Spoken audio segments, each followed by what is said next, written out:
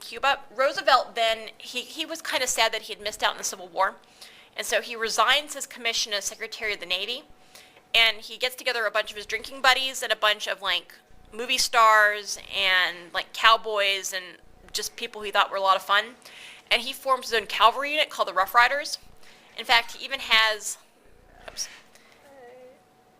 All right, so he even goes so far as to like have Brooks Brothers like make up their uniforms for them, so they're like really stylish uniforms.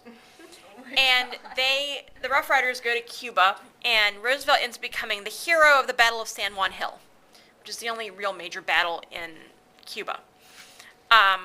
More people, we only have like 400 people that die in this war from actual battle wounds, but over 5,000 people die from diseases, so like malaria and yellow fever and heat exhaustion and stuff like that.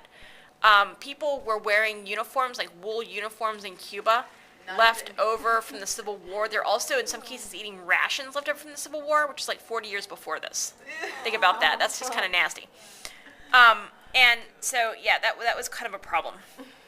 In any case, we tromp on the Spanish, and the Spanish end up having, 6 months later, signing the peace treaty that ends the war, which is the third Treaty of Paris you need to know for this class, which is the Treaty of Paris of 1898. And they pretty much here are going to now give us all of, well, 90% of their overseas territories. So out of the Treaty of Paris, we get the Philippines and Guam and Puerto Rico. So now we're a true empire and we have colonies. The only one of these Spanish colonies we don't take is going to be Cuba. But in the peace treaty, we're going to add 2 amendments that are going to be important. Okay? The first amendment is called the Teller Amendment. And the Teller Amendment pretty much tells Cuba that we will guarantee their independence. So again, this kind of goes hand in hand with the Monroe Doctrine. But then in the Platt Amendment, which is the second amendment we add to the treaty, then we say that the United States gets approval over all Cuban foreign policy. So really, like, we kind of make Cuba like an economic empire of ourselves. So we're setting these things up in order for us to like control their economy and help out the sugar trust and the fruit trusts to pretty much control the island. Now the thing is that this ends up really ticking off the Filipinos because we do not give independence to the Philippines. And so they now are going to start like this prolonged guerrilla war that goes on for like 4 years against American rule. It's going to be led by a guy, and I think he has like the best name in American history. His name is Emilio Aguinaldo. And they are going to rise up and try to fight the United States. Now the thing is, the United States, ironically, is going to use all the same tactics as the Filipinos that we had criticized the Spanish for using in Cuba. So like we have our own reconcentration camps. We end up like razzing villages, all kinds of stuff. And we pretty much maintain control of the Philippines until after World War II. Like at the end of World War II, we give the Philippines their independence. But we're interested in the Philippines, as Michelle said, because that's also another colony, like a naval base that's close to China and can help protect our interests in China. All right, so McKinley then, he gets reelected in 1900. Yes? Okay, thank you. There you go. And in 1901, he gets assassinated by a deranged anarchist at the World's Fair. And so replacing him is Teddy Roosevelt. And Teddy Roosevelt is going to come in, and Roosevelt was a jingoist. And because he ends up as McKinley as vice president when he runs for his second term, because he was so popular as a Rough Rider. And so when he comes in, after McKinley's assassinated, Roosevelt's going to come in with a much more militant foreign policy. And he's really interested in expanding our power, the Monroe Doctrine, especially in Latin America. So the first thing he does is that he decides that we really need to make good on the last bit of Mahan's thesis and create a canal through the isthmus between the Americas. Right. Now, initially, what? The Panama Canal, right? Yes, the Panama Canal. Yeah. Initially, we were trying to negotiate something through Nicaragua, but the Nicaraguans remember that we had William Walker back in like the antebellum period, who was like trying to make Nicaragua into a slave state. So they're not really willing to negotiate with us very well.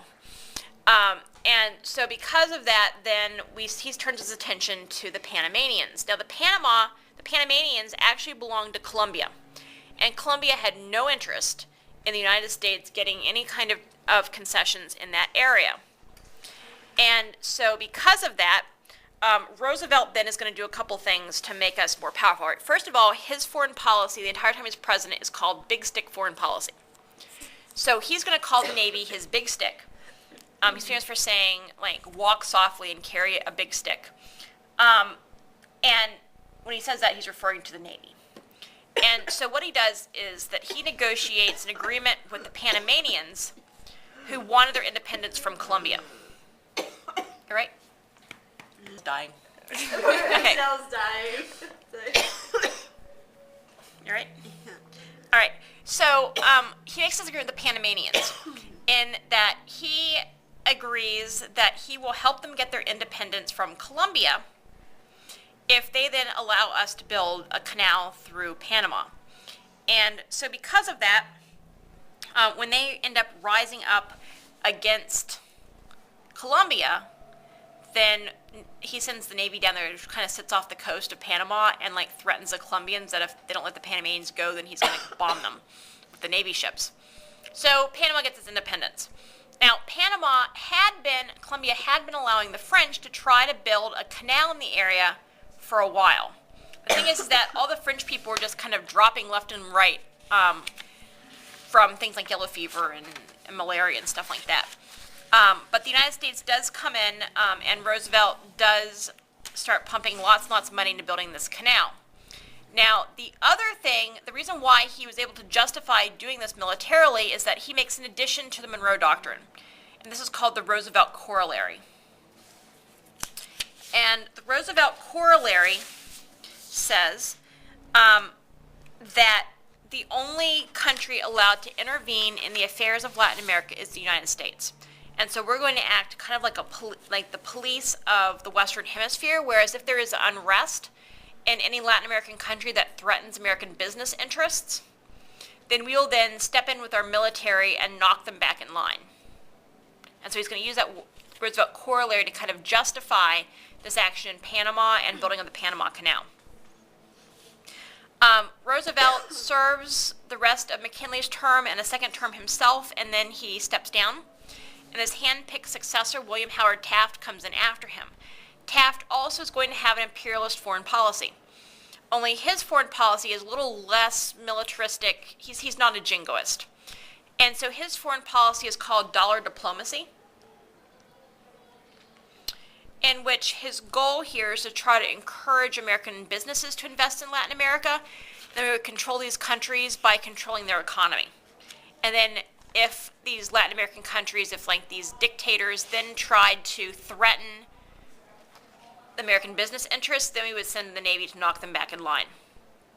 And then the final guy who's going to have to deal with this imperialist issue at this point in time is Woodrow Wilson. He's elected in 1912.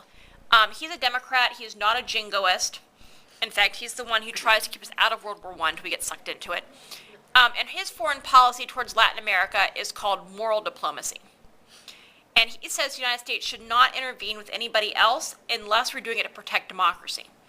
And so for that reason, with his whole phrase here for World War I, to keep the world safe for democracy, we're only going to see him intervening when he feels like he needs to help protect these democratic governments. The end.